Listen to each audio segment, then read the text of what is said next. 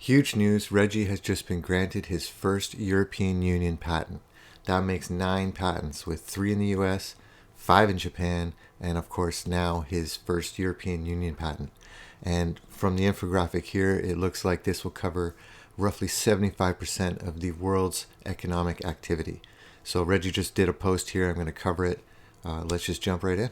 So this is Reggie's X post here. As we close out 2025, let me reintroduce myself. My name is Reggie Middleton, and this is a little video clip here that he added to his post. I'm going to play it right now. Greetings on your end. I'm going to reintroduce myself as we leave 2025 and let everybody know what I've been working on. 2025 has been a strong year from a patent prosecution perspective. We have been issued 4 patents thus far, and the year's not even over yet. 2 in Japan, 1 in the US, and most recently, 1 in the European Union. The EPO has granted me something that I've been working on for a very, very long time. So, I believe I'm in a unique position with a global IP portfolio of material depth and breadth, material validity, and potentially, depending on who you ask, foundational basis. So I've put together what could be considered a Reggie Middleton bio. Take a look below. Roughly 11 pages. This will be the clips of the first 3 pages. Take everything as an entire document, because when you pick and choose, things go awry. Okay? So this post gets even more interesting. So let's just jump into what Reggie's added here to his post. So instead of celebrating the recent European Union patent grant, Reggie kicks off his article with a patent rejection. What do I mean? Well, why China said no. The system's private programmable value transfer rails with conditions and expires were judged a threat to the state's absolute control over money and monetary order. Not unoriginal or obvious, but dangerous. So this suggests to me that China actually rejected his patent because it actually disrupted China's financial order. A harm to public interest, it says here. This is fascinating. And then below that is an infographic which basically shows that Reggie's patents, or Veritaseum patents, sit in the middle of roughly 75% of the world's economic activity. All right, let's jump into what the article actually says. So what has Reggie Middleton created and patented? U.S. Patent 11196566B2, Devices, Systems, and Methods for Facilitating Low Trust and Zero Trust Value Transfers. Describes devices, systems, and methods enabling parties with, quote, little trust or no trust in each other, end quote, to enter and enforce, quote, value transfer agreements, end quote, conditioned on third-party input over arbitrary distances and, quote, without special technical knowledge, end quote, of the underlying transfer mechanism. In the patents, quote, value is used broadly to refer to rights or interests, example, ownership or control, etc., in items having economic or utility value, such as money, goods, services, or obligations to perform. The specification teaches embodiments, where decentralized digital currency is one example of, quote, any technology making it sufficiently difficult to recharacterize ownership of assets, unless certain rigorously defined criteria are met, end quote, and is, quote, not limited to decentralized or centralized transfer mechanisms, end quote.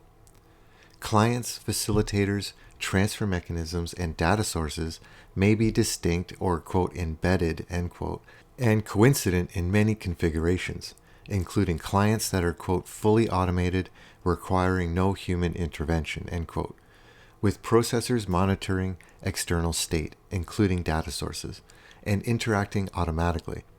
Data sources can include, quote, external data feeds, internal databases, or other data sources, end quote, that, quote, provide values or derived values for base, quote, or denominating instruments at specific times, end quote, enabling automated data conditioned value transfers and LC style arrangements. I believe that's letters of credit. Note that there is no external data source or oracle limitation. This post is informational and not a charge or allegation of infringement. Different jurisdictions have now examined the invention closely in US 11196566B2, Devices, Systems, and Methods for Facilitating Low Trust and Zero Trust Value Transfers, and its continuations. The results provide a clear picture on how major patent offices view this class of technology. United States, or the USPTO, multiple grants, including the newest continuations, example the 246 and the 579 patent, examined under full US 101 and 102 and 103 standards. Strength signals: the PTAB, or the Patent Trials and Appeals Board, denied institution of an IPR petition challenging the 566 patent brought by a Fortune 500 petitioner. Federal litigation involving large financial entities has previously proceeded past early stages, before later being dismissed without prejudice. No policy barriers, purely technical 101 analysis. Japan, or the JPO, Japan Patent Office, 5 grants across related embodiments. JPO is technically rigorous and technology neutral. Applications succeeded without narrowing to a single architecture. Strong relevance to automated, data-driven value transfer systems. European Union, or the EPO, granted, validated across a wide set of EPC member participating states. Passed the EPO's strict Art 52 technical character test for software implemented inventions. Provides broad continental coverage for compliant implementations.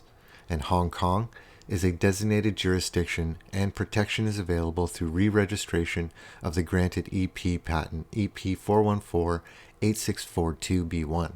Verification of the current registration stage is underway. China, or the CNIPA, not granted, but not for technical reasons. Rejected under Article 5, Public Order State Monetary Policy. This is a policy bar, not a technical rejection. Ironically, strengthens the patentee narrative. The invention's structure for low trust value transfer was viewed as incompatible with centralized money control frameworks of China. Why China said no.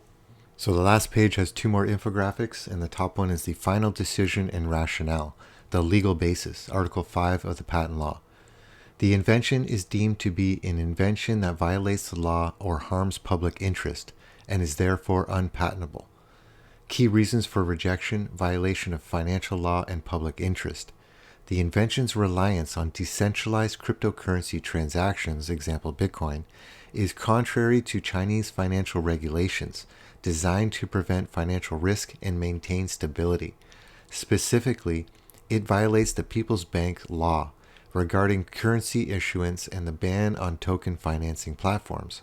The patent was rejected because its core functionality, involving decentralized cryptocurrency transactions, is currently considered illegal and harmful to the public interest under Chinese law.